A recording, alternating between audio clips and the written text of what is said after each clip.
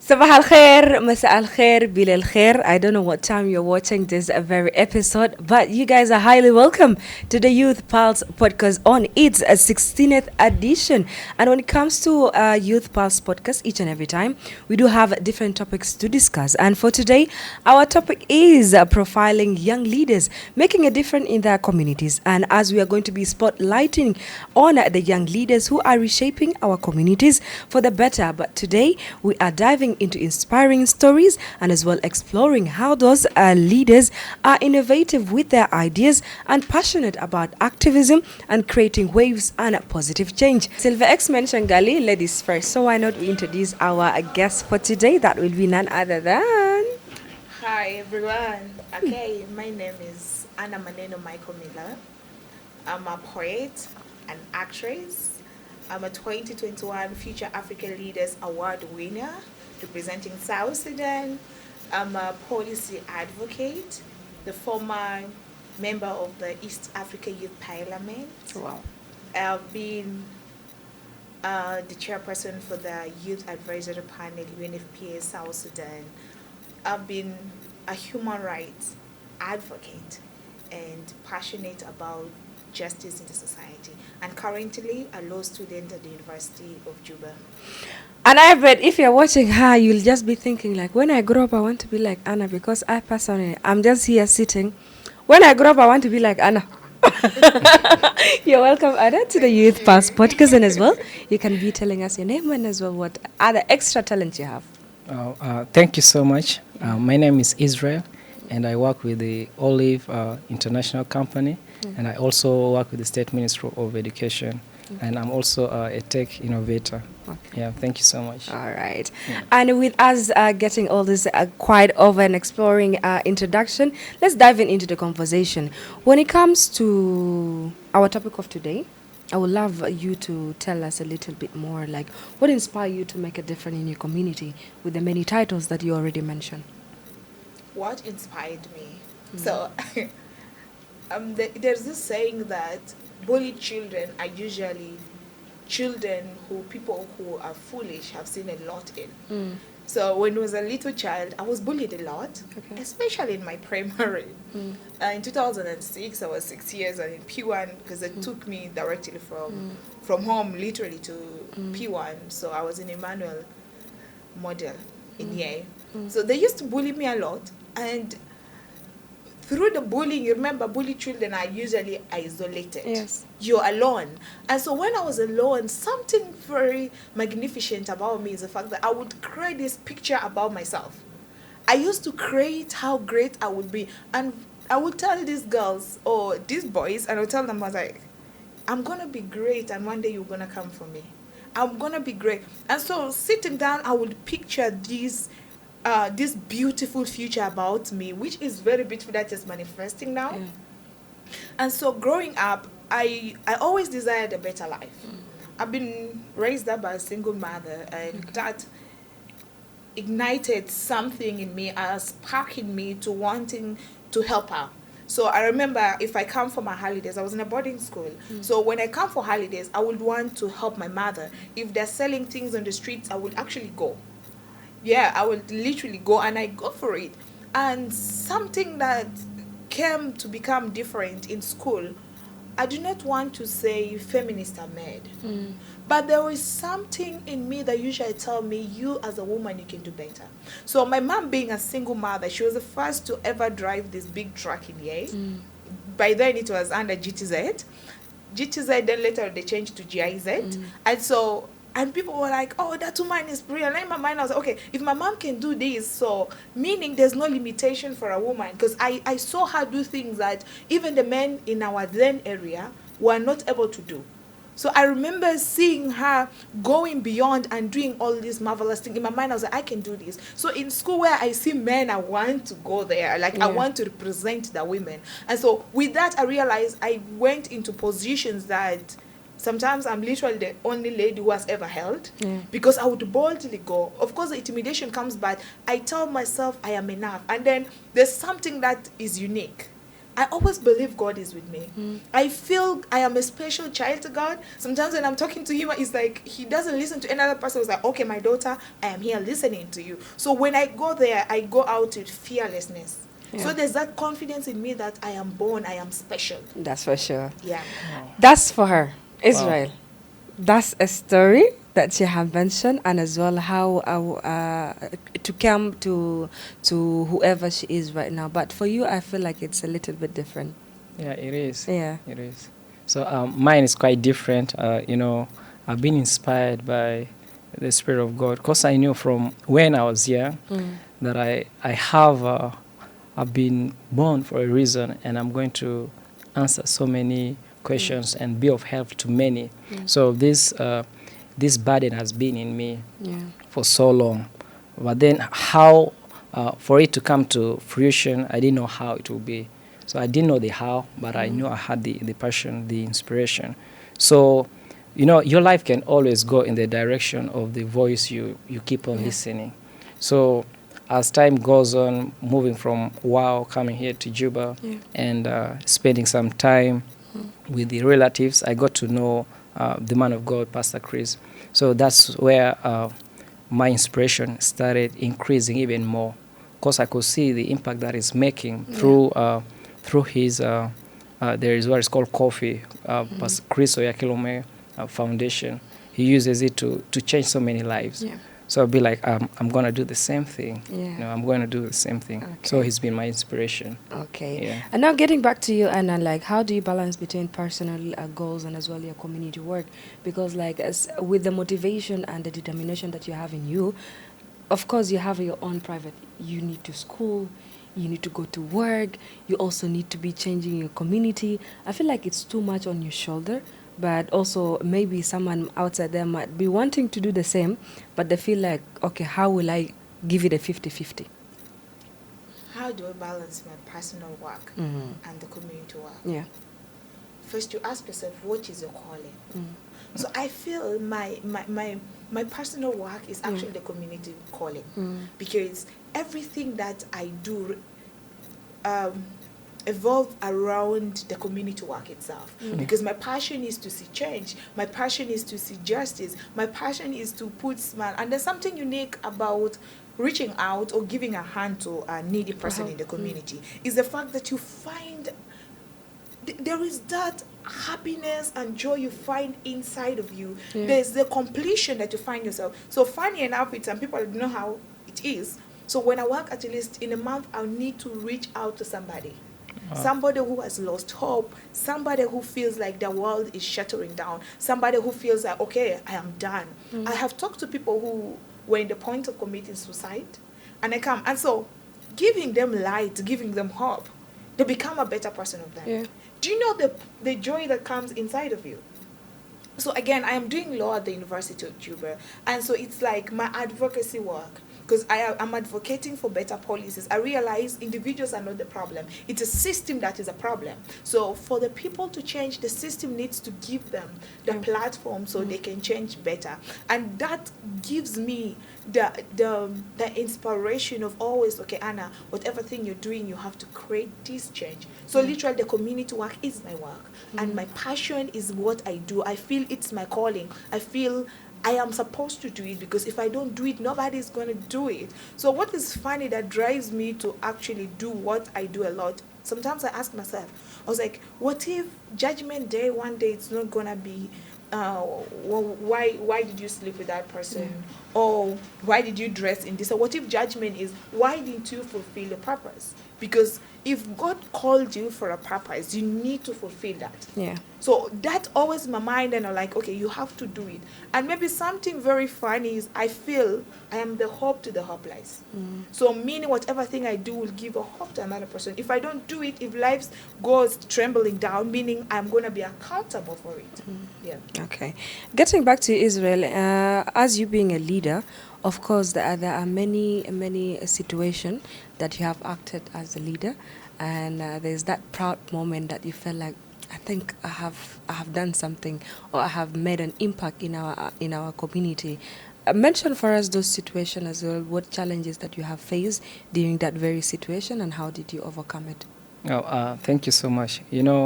Uh, being a leader, you'll be you're blessed with so many things because if you're a leader, it means you have vision. Yeah. So you're leading people. You have there's a lot that you have to do to help the rest come to see what you're seeing. So there are so many programs that we've been having, like to impact youth, and there are some challenges. There are moments where you find like it's only you doing the everything, and there's like no one standing with you to help you in whatsoever you're doing, just to make that change. But the fulfillment comes when when what you were seeing, you've achieved it. So there's fulfillment once you've achieved that goal that you were for. So there are so many challenges, like getting people to work with you, you know. But now overcoming them became as a result of making the vision so plain to so many. Because once they see it, then they begin to run with it, and then they get involved doing the same thing that you're doing. Okay. Yeah. Okay. To you, Anna, like with many projects that you have also achieved in your communities, like how do you think that those projects have impacted your community so far? And you can mention one. Let me start by my leadership Yeah. when I was still in high school. So I served different positions, but when I served as the president for the Greater Equatorial Students Union in West Nile, to know I had to amend the constitution, to bring in the government officials of Uganda to actually be the patron in the union, to open paths that at least money comes in. And then it's like I was the first female president. Wow. So and then there's this point always I had Yeah. I called them my brothers. Yeah. So they used to intimidate me.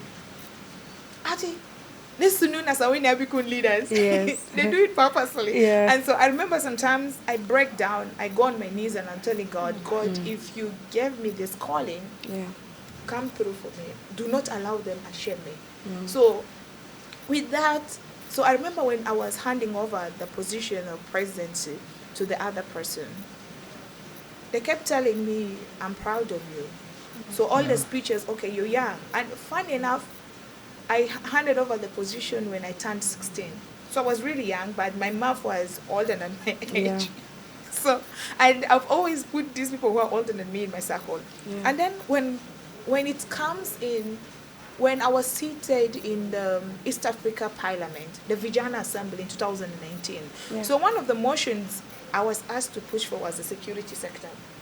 So we pushed in, but then there was something they made us debate on, and that was the waiving of the visa. Yeah. So some of us had to travel from Juba to Arusha by road. So it was a 2 days trip. By the time we reached, we were really tired. But then it was not the point because you had to pay in the border of Uganda. And then when you reach Kenya, you have to pay the transit visa. Yeah. And then the only country you're going to enter in for free was Is Rwanda. Tanzania. And so we debated for waiving of the visa.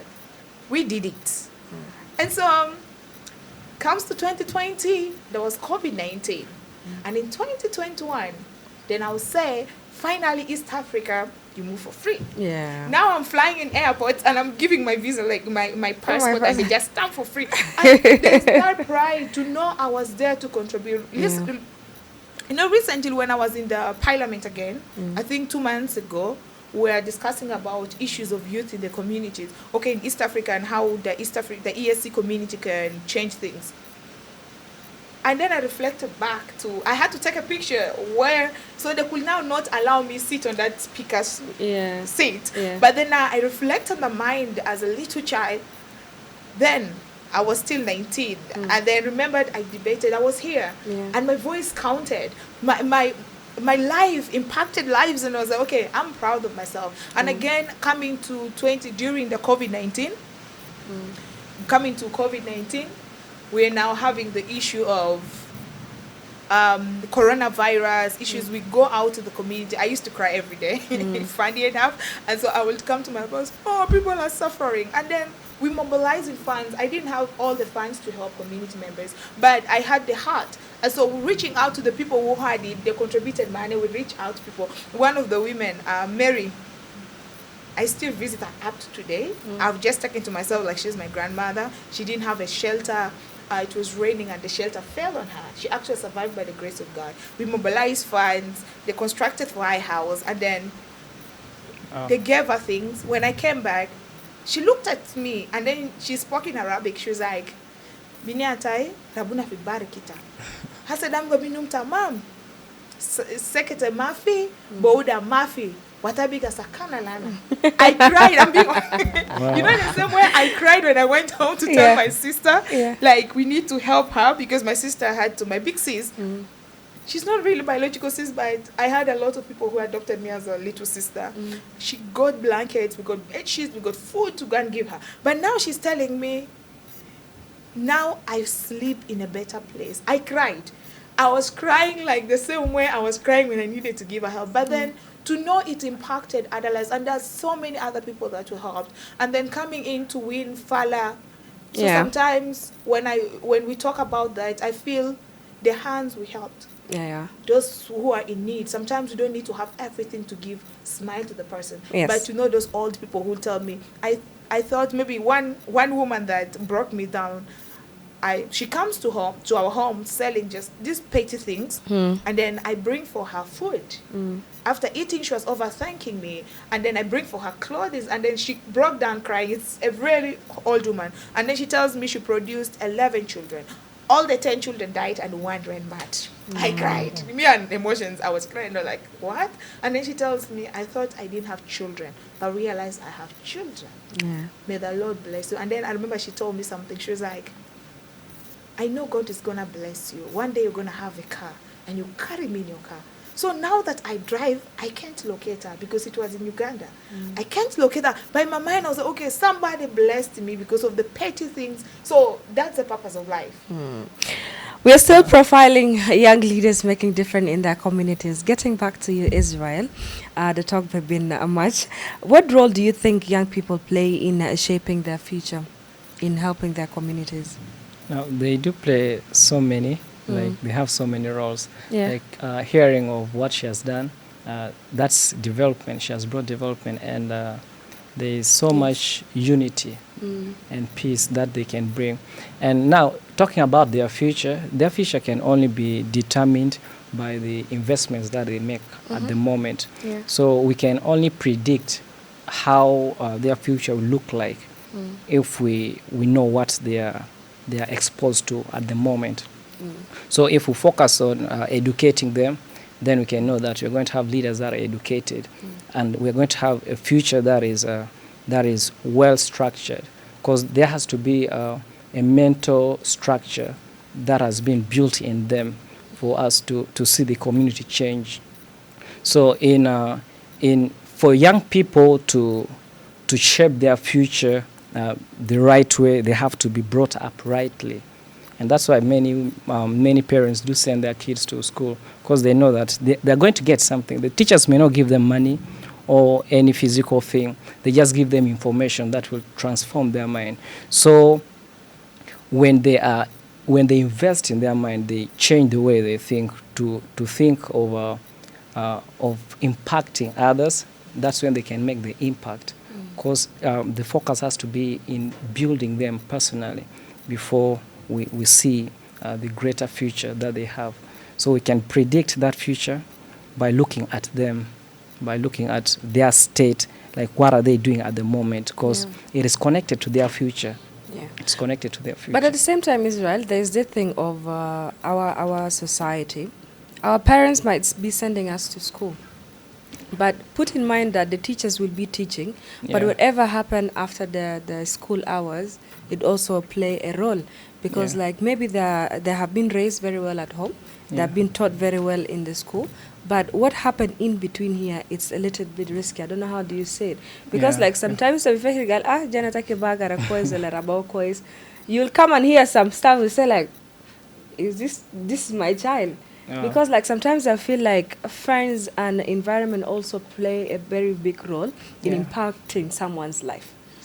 And even sometimes, even Kandema, for you, you have determination, you have a vision already from a younger age. You want to achieve something because you have been inspired by someone. The same goes to you. Yeah. But some outside that, they really have a very good role models. But still, Can I tell you one funny story? Yes. Well, yeah, I think 2007. So I was 7 then, and then my elder sister was about 10 years. And so we had these girls in our area, when in high level. So they made us sit in some place, Payot, close to our borehole. You know, we used to fetch water Yes. from the borehole. And so according to them, when they narrate a story, we should laugh. Hey, look, kuna look. Yes. Ndani ya maukawaja. Like you laugh like that because if you don't do it, a white man will not We'll let marry Maria. you. So these days, sometimes I call my big sister and I'm like, "Father, what story did they say?" But I remember we just saw people laughing and we also joined the Yeah. laughter. Guess who reported us to our mother? Wow. The sister, the aunt to the same lady who was our group leader. Wow. Our mother beat us. Jesus. Like, I mean, that beating, I Yes. remember it up to today. Yes. Sometimes I'm looking at my mom and I was like, thank you. So I think at that point, and then guess what? It's funny, but almost all those girls, none of them even went to secondary. Some got pregnant in P5, P4, because they were literally older than us, right?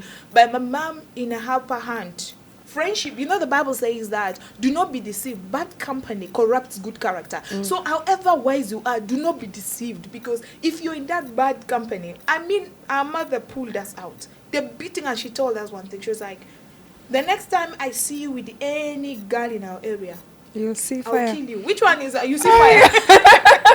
I used to think my mom was not my mother because of the beating that woman gave me. And she's like, so I think parents should also be conscious about who their children are with. But at the same time, Anna, you see, nowadays, parents, everything needs money. With the economic crisis we are having, a mother will be in the market, a father will go hustling outside there. They'll be coming. They leave early because their kids are going to school, he's going to work or she's going to work. Everybody comes in the evening, maybe 6 or 7. You find people at home. And the thing that we also don't have it as South Sudanese, what happened today? That's the point, parental guidance. Mafi, Now, I get the Mafi. So Can I think say parents, something? Yes. I Yes. think parents are neglecting their work. Sometimes I asked some woman, I was like, what does it profit you to struggle all your life and raise useless children? Children who will give you high blood pressure that Yes. you want to die. So even if as a parent, you know, that's an issue that I always have discussion with young people. I ask them, why do you want to have children? Why do you want to get married? Yeah. Because that's a question, the responsibility, because that's your responsibility That's to for take sure. care of your children. That's your responsibility to talk to your children about sexual education. Me, it's my mom who used to teach us so. Indirectly, she used to play her politics. Mom will talk to you until you feel like, I don't know. Do you I'm know how not dating parents, you. do you know how parents blackmail you? Yes. They use their own situation. Yes. They use their own situation, they're suffering, to black in your mind, so you don't want to be like them. My mom used to tell, I was like, me, I've done my best and God in heaven. If you want to be useless, then she will say, you see those people pushing Wheelbarrows. charcoals, you like charcoal with the bicycles. Now she will give terrible situations. I was like, if you don't take your life serious, if you mess around here, that's how your life is going. Who wants to be like that? Israel. Yes. Yeah, you know, parents, when they send their kids to school, they so trust their teachers that once they get there, they'll get something good. Yeah. But then the world that you are living in, you know, it's evolving. There's so much change. People are getting digital, you know. Yes. So you see them having phones and they're in another world. They're in the cyber world. Yeah. And they learn so many things from there. Yeah. And that's why I'm so passionate about digital literacy, having it in so many schools, teaching them how they can use their gadgets properly to build themselves, like for self-development, because they can do so much with their phones, with their PC. They can learn a lot. They may not use it only for communication, but other things to build them. So they learn from another world that influence their behavior. So even if they are getting training from home, but most of the time they are with their phones, because everywhere they go, it's like they spend most of their time with their own phone, you see. So the parents can have time to talk with them, but then they also have a friend, that is their phone, you know. Yeah. But I Even in the think night. I think adding to what Israel is talking about, there's this point of how a girl is in a literally financially challenged family, right? And she's using an iPhone. She's using an expensive gadget. And then as a parent, you do not talk about it. You don't ask. And even not only phone, Anna, even your son. Obijibu border your bed. Where is this border? Itama pasal border no be minwen. Where raksha Oza zaji tuligo minwen. gurush minwen. Only go gurusha minwen. Oh. But Like we don't ask this question because like as long as Kalas, she's now taking care of herself and even buying always these parts. Your daughter doesn't ask you for parts. Don't you have some sense like, okay, bini atata bijibu gurusha minwen? and you know what is funny enough? I heard actually in some homes when the girls are going out, the mother going, Jibulana pizza. And then mothers are failing this country. That's for sure. So And yet, it at the breaks same my heart. time, Owen Bidere Gali, we are the future of tomorrow. Yet they're not teaching us to how to hold this future because, like, I feel like not for bad, but in 20 years to come, if we don't have as many people that are having role model in their life and making impact and making changes in their communities, as both of you are, I don't know what country we are going to be having. You know, one day I advocate for inclusion a lot, especially young people, young women. Yeah. And one time I was seated. So there's one of my friends. Sometimes I like sitting in the community, Yes. even with gang groups. So me, I like having conversation with them. Because while organizations say, no, they are dangerous, me, I say, if I cannot handle them, meaning I'm doing nothing. So I have the good thing is some of them have gotten out from the gang groups and they're doing better for their lives. But then I come in and I sat, and then there was this dialogue of young people talking. Yeah. I was laughing. Okay, it's more funny. Yeah. But you see, when after getting done, I got to my car when I was driving home, my heart broke down. I was groaning in my spirit. For a moment, I asked myself, I was like, are these the young people you're advocating for? Then for a moment, I was like, no. So instead of us always blaming, oh, the young people are not included, how about we now have the dialogue with the young people themselves? Are you even ready for the position? Somebody one day asked me, and I was like, Anna, you think these youth are ready to lead South Sudan? And the person asked me that, think deeper. And then when we had this conversation, I was like, no. Actually, my answer was no. Because we realized, like, okay, these are the same young people who are doing the terrible things in the community. But Anna, not to cut you short, but if we're not ready to take care of the country, are they giving us opportunity? Are they teaching us? There is now a generational gap. The elders are pushing us away. The younger ones are pushing the elders away. There's gap in between for them to be getting the experience from the elderly, and for the elderly to get a little bit advanced with whatever the world is undergoing. And secondly, even the other thing, they don't get support because like ita kan kengal awlatal biganity chajarade. If they are very idle, do you think like they will not be thinking about doing gangs? But if you place them in a location, you take them to industrial places, you tell them, wadilo mon shokol, kande tulba, kande shakal fi matam, well, biniada you go and clean a house, or go and do something like this. Do you think they would be idle? And remember, an idle mind is a devil worship. So, but you know, Diko, my point is this, Ian. We have so much of the blame game than having the gap. That comes to, we are talking of, girl child education. Yeah. And then when you follow the work these people are doing on girl child education, it's not enough. Empower youth, empower. And sometimes, you know what annoys me? I'm being honest to you. Sometimes what annoys me is like, these youth-led organizations sometimes are the ones torturing the more youth. Yeah. Because how do you take advantage? How do you take the salary of the same youth you're advocating? You're blaming the government for not. Yeah. So I think when we talk about generational gap, it's a lot, right? Yes. But then as young people, if you're an advocate out there, you're a policy maker, let's think of this. Because when we talk about women empowerment or youth empowerment, it is not us who are going to be selected. I always tell people, some people ask me, why don't you have an organization? And I tell them, I advocate for financing and funding of a lot of peace and security activities, right? But if I have an organization, I will get a conflict of interest because every time I'm advocating, I want the grants to come to my own organization. Yes. But I want to be so neutral in the extent that every young person out there get to benefit. Like there's some policies, the opportunities I've advocated for, they're coming, and I'm telling young people, apply for it, go for it. Sometimes I'm not coming in now, it's like I did it. Because my point is I want every young person empowered, because the people in our circle, if they are not empowered, if you do not have the opportunity, you yourself as an empowered person, you get affected because what have you done? And that comes into asking ourselves question as a young person, do you know why you were born? Do you know your purpose? Wow. That the bandwagon effect, the identity purpose is the reason why so many girls are into prostitution. One time I drove to my sister's place, so around Achilabara, they call it Rujan Murphy something. So after lectures, and when I was coming back, I saw all this. My heart, you know where you're breaking down because your spirit is breaking down. And I was there. I cried. I stopped the car. I cried. I literally cried. And what annoys me the most is some of these girls are younger than me. Yeah. And because they have not found identity, I blame parents a lot. Our parents have become so neglect. Because some parents are doing their best, but some of them have left the entire responsibility to their children. Yeah. You're seeing a girl who is 13 years, but she needs to fetch for her followers. And then, there's this issue of firstborns. They're carrying They're the all second parents. the burden to the firstborns. Yeah. And then these girls are pressured. These girls are pressured to wanting to take care of their siblings. These girls are pressured to wanting to match up with their age mates. These girls are that the same to the boys, right? And then they're pushed into the wrong group. Sometimes we're seeing 13-year-old girl doing prostitution. 15-year-old girl. Okay, they say it's none of our business because it's their body, but they're young. They're underage.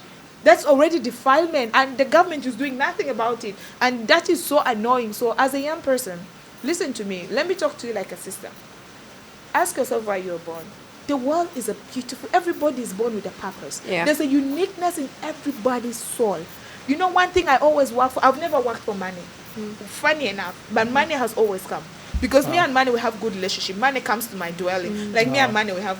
Even if I'm in the crowd, even if I'm in my room, You money see, will knock when the you grow door. up, you want to be like Anne. The money will knock my door and come to me because money loves to be with me. That in my mind, I know money is the least I will work for because for us, we're lovers. We're always together. But now I want to ask you, do you know your purpose? Do you know why you were born? Okay, you might be an orphan. Me, I do not have a father. That has not affected my life. Sometimes it's a motivation for me to become a better person. It's not like he's dead, he's alive. But I just feel one day he's going to see me up there and was like, oh, is that my daughter? But again, I just want to tell you that situation of yours, you can change it as an inspiration, as a passion, as a purpose to become a better person. And Leave this is the wrong things. Just decide to work for your purpose. This is an advice from Anne, but getting to you, Israel, I think we've been talking a little bit too much, but those are the things that whenever that we speak on the Youth Pulse podcast, we are speaking from our hearts, and those are the conversations we need to be engaging ourselves each and every time, because Gali, Zol Kebir can bad advice from Mother Asma. So it would be so good to hear from such young people what they have achieved already in their life at their younger age, and which means that if they can do it, you can do it the same way. So it's never too late to do anything. But it's still getting back to you, Israel. How do you engage with the peers and community members in supporting their communities and making changes and impacting others as well?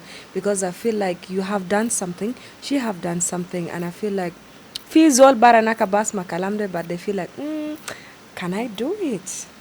They have that thing in them. Yeah, they can. Anyone can make an impact because in each one of us, there's a seed of greatness. Yeah. And we can plant it by helping others. You know, when you begin to look beyond yourself and reach out to help others, seeing the need and having that zeal of meeting that need, then you begin to live a life of success. A successful life is not only a life that is full of achievement, but doing what you've been called to do. And she said something very, very important about purpose. Discovering your purpose and fulfilling it. So if you want to carry out a project or do anything, it has to be for a reason, for a purpose. What's motivating you to do what you're doing? Why do you want to to achieve what you're doing. If it's for change, if it is to build others, then you're in the right track. So young people can carry out projects. They can do so much. Now, about me, concerning the things that I've been doing, it's out of passion. I have so much passion for young people, to see them fulfill their purpose for living. Yeah.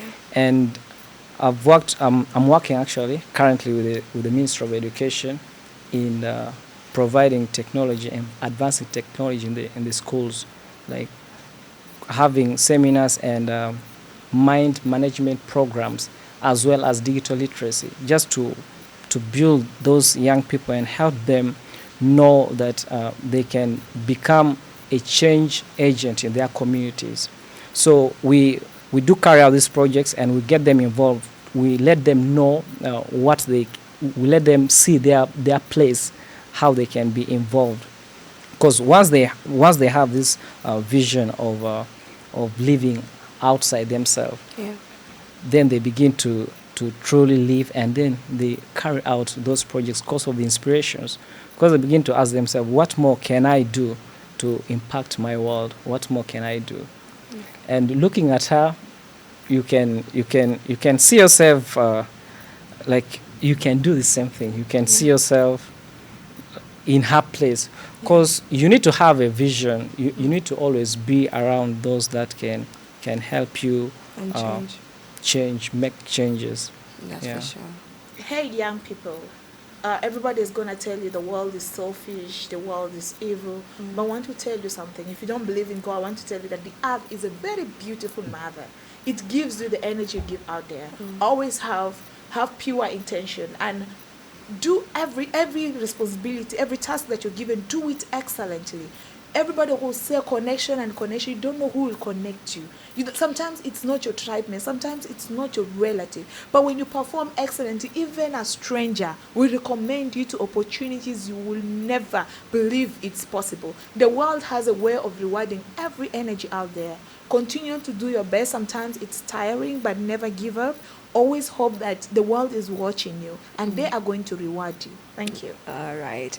Join us next time as we continue celebrating the achievement of young and inspiring youth who are building brighter future for all of us. My name is Nico DeAndrew. Have a very good time. The Youth Pulse podcast is speaking from our hearts.